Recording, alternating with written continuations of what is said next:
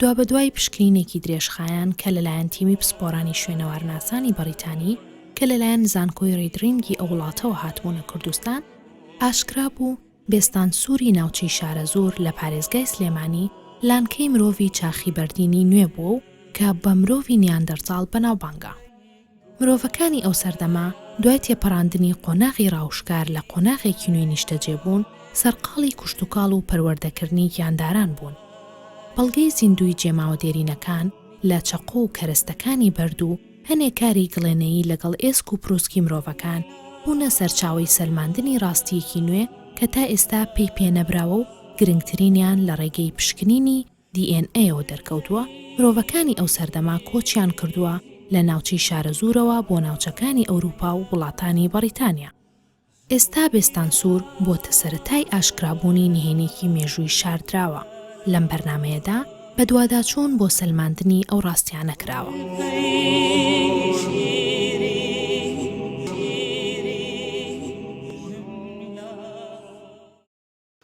ئەو شوێنە شوێنی ئاگردانە، شوێنی ئەوەیە کە هێلکە شەیتانەکە کاتی خۆی لەو سەردەما خواردویانە. ئەمە پێیان وایە ئەم شوێنە شوێنی کوڵاندنی ئەو هێلکە شەیتانەکەی بۆی ئەو لیکێکە لە ناو هێلکە شەیتانەکەم کرم وایە بێتە دەرەوە. ئەوەش کۆمەڵە هێلکە شەیتانەکەی لە ئێرانە. ئەو شوێنە کۆمەڵە پێیان وایە دیوار بووە، خانوو بووە. ئەوە شوێنی دیوارەکان پەتیان بۆ داناوە.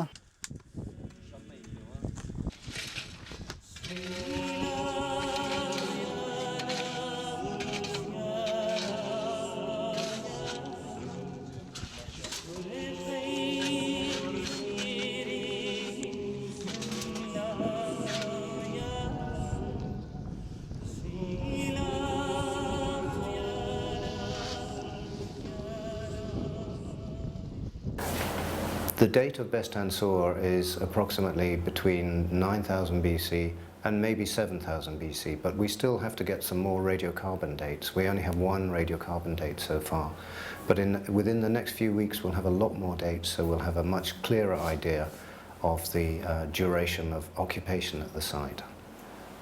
The kind of objects we find at Bestan Sur are largely tools of various kinds, mainly made out of obsidian, which is a volcanic glass which they're bringing from a long distance away. It's coming from Turkey, eastern Turkey, maybe 300-350 kilometers away, but also from local chert and flint, which is available in the mountains around this region. So most of their tools are made from these materials. No doubt they're also making tools from wood and from bone and other materials, but we haven't found many of those yet. We have a few bone tools so far. We also have some ground stone objects, that is, objects made from stone that has been ground into a particular shape. These are used for grinding plants and maybe minerals like red ochre for decorating the body or other things. These are the main kind of tools that we find. All right, so Kamal, we'll give a small fine number and take coordinates. Put in a bag. Okay.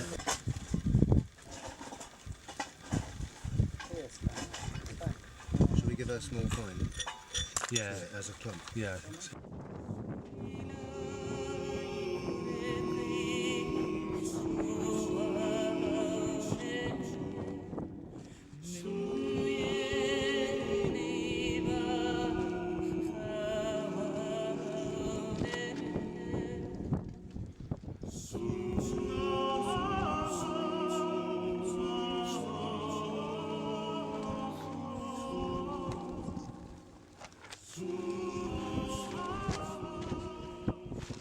PhD student on this project, but I'm studying some of the soil samples, so it's slightly different. Because the machine gives off radiation when we take the readings, all of the staff and all of the workmen have to leave the site because we have to have an 8 meter radius around us so that we don't get radiation. We wear badges which make sure that we're safe, and it tells us whether we're getting any radiation. So we put hazard tape up, get everyone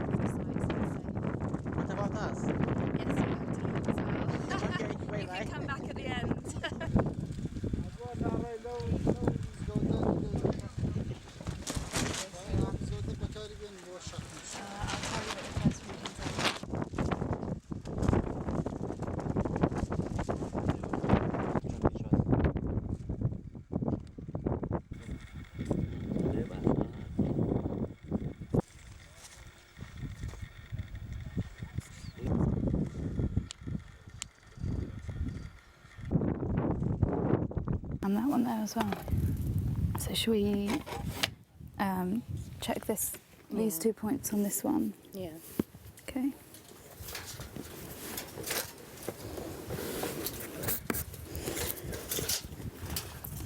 So do the far edge first.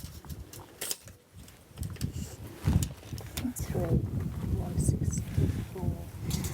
233, 164. Okay, and then this bottom edge. 232. Oops, sorry. 232, 160. 232, 160. So at the moment we're working in this building which has a lot of stones on many of the surfaces, which they're probably using for grinding some sort of material, maybe grain or working ochre.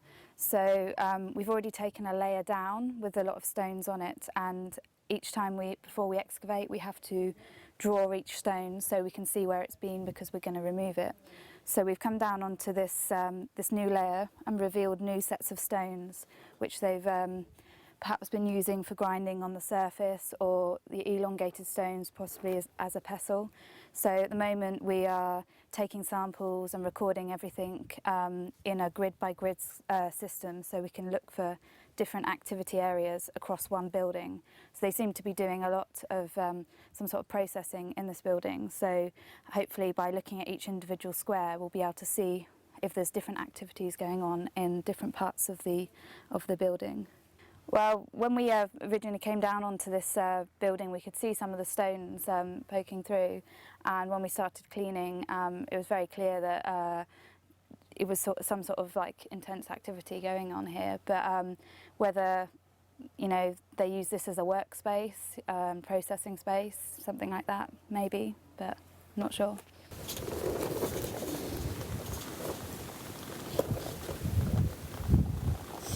217, 146.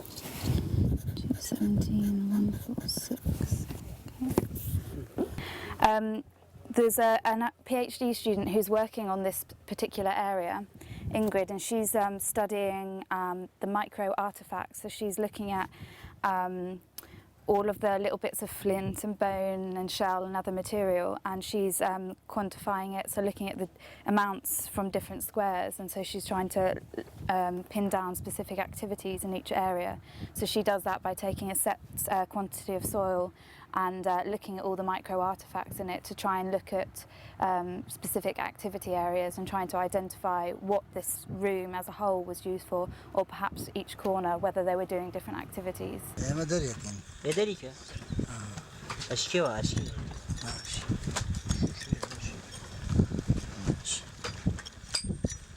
كمان تنزل أو سلبادك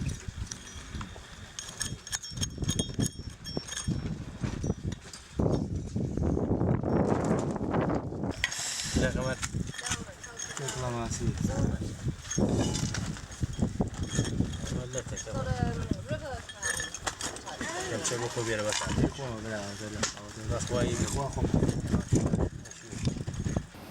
Yes, we know from the human remains recovered from Shanidar that there were Neanderthal people living in Shanidar cave. We have about 12 or 15 skeletons of Neanderthal hominins who lived in the cave. So there's no doubt that Neanderthals were living in Shanidar. It's one of the best collections of Neanderthal skeletons from anywhere in the world, in fact. In Hazarmurd, we don't have the human skeletons, but we do have the same tools as Shanidar associated with the Neanderthals, so it's almost certainly a Neanderthal site as well.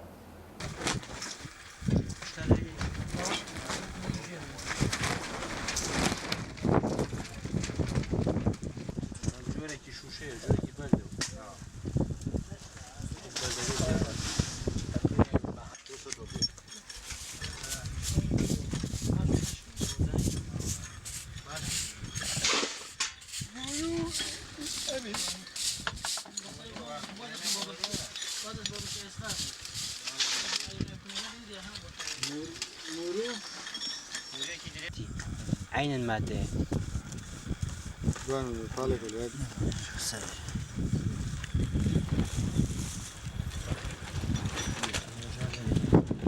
Well, the origins of the city is a difficult question, but we do know that the Shahrazal plain is a very fertile plain, and it's attracted human settlement ever since the distant past, as it does today. And that's because it's very rich in good soils. It also has a lot of springs, including the spring at Bestan, which provide excellent water resource for irrigation of crops. It also has good access to resources in the hills and mountains around. So it's always hosted dense human population, including some very early cities. That's absolutely right.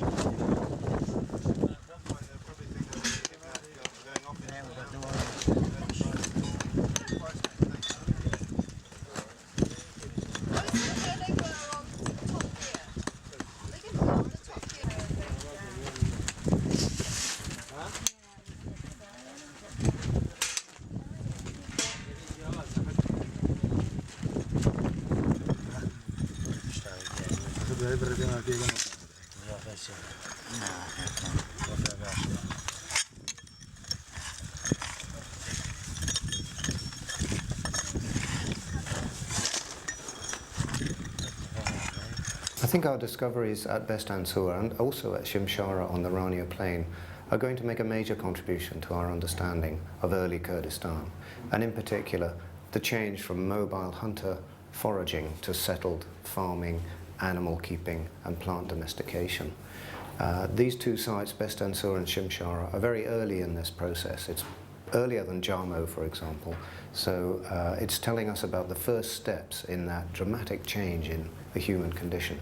And one thing we'd very much plan to do and like to do is to contribute to the new displays in Suleymaniye Museum, which is already a wonderful resource, and we look forward very much to contributing from our knowledge and from our finds here and at Shimshara to the renewed displays and exhibitions in Suleymaniye Museum in the near future.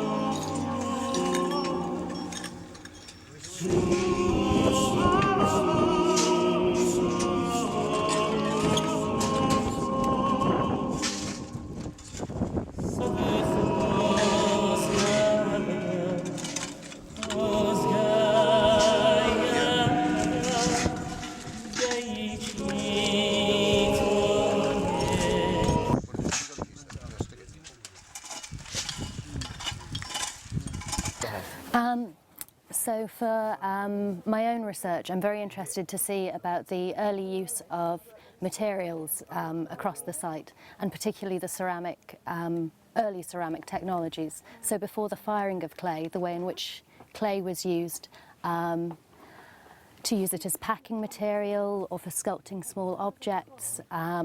So before the pottery innovations began, and those early experimentations with clay particularly. We actually have, in the far corner of the trench, we had a pit that was dug and then lined with clay. And inside the clay lining we had a lot of snail shell, which they seem to have been eating on the site particularly, along with animal bones in the pot as well. So it seems to be almost like more akin to tenor cooking than pots to cook on a fire or you know, to store materials.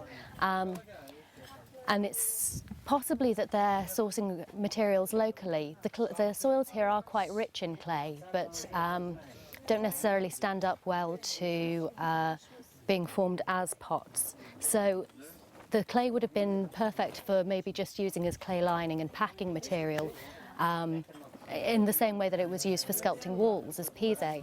But when pottery comes in, there would have had to have been a lot of innovation and resources drawn in from elsewhere.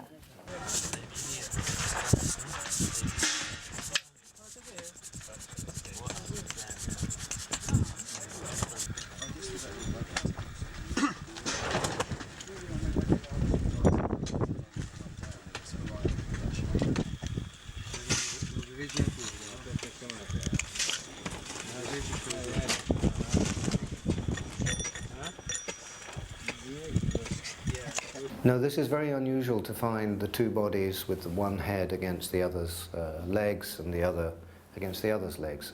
I'm not aware of good parallels for this, but it should be said that in the Neolithic period, which is what bestan belongs to, we get a whole variety of different burial practices. We get headless burials, we get burials of just heads by themselves, we get heads that are plastered with shells for eyes. And one of the skulls that we have in bestan has cut marks. It seems perhaps the skin has been removed before the body was deposited in the grave. So there's all sorts of interesting things happening during Neolithic as regards burial of the dead.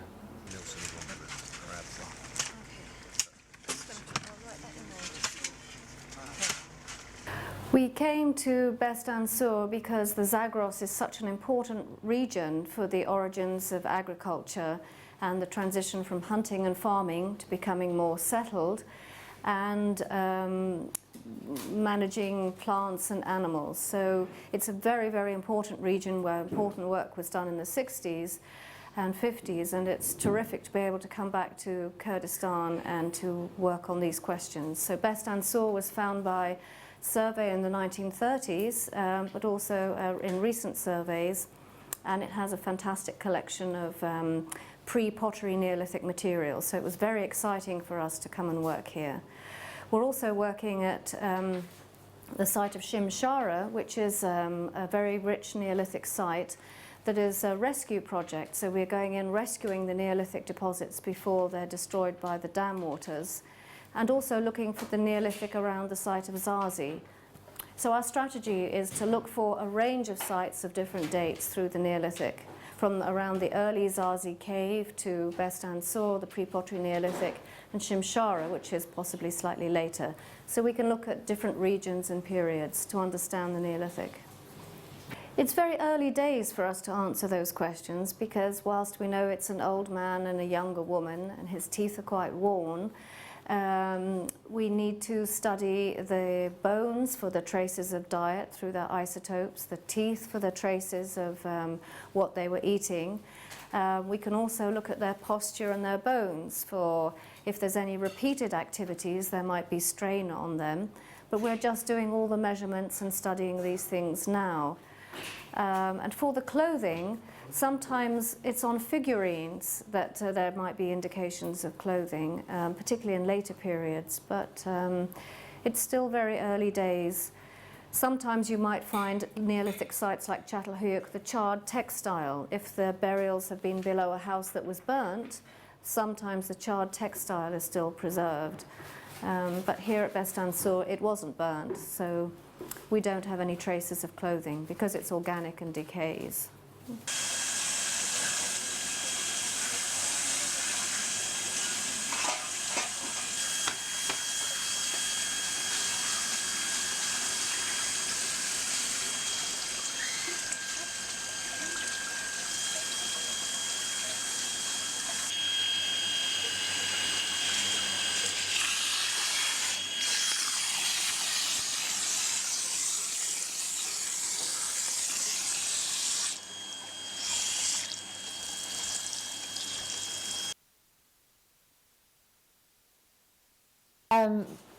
Part of my work to recover the charred plant remains, they have to go through a process of flotation, which you previously filmed. And we have two local Kurdish women who work the flotation machine, and they're very skilled and very talented, and they do all the kind of hard work, and yeah, they're fantastic. And it's good to work with the local people here. We found a lot of lentils very recently, a lot of charred lentils on some of the archaeological surfaces. So that's very interesting. Did you think this discovery it is changing? The important thing about Bestan is it's so early, so it's just as people were starting to farm, moving from hunting and gathering into farming communities. So that's what's really special about this site. It's right in that transition. So that's very important for the plants particularly.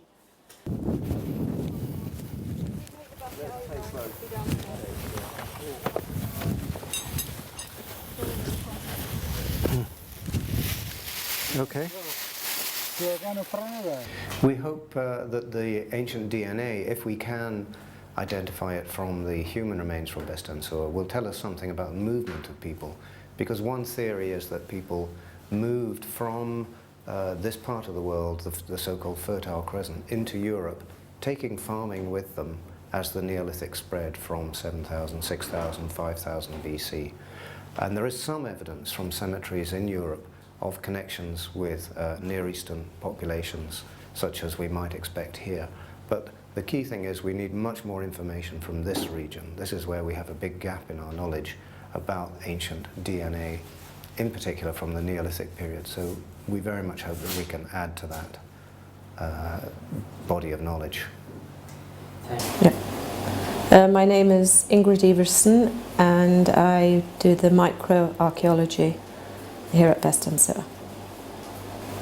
Well, we're all interested in the Neolithic, and Bestan represents an important period in the Neolithic, probably between people being hunters, gatherers and settling down to farm.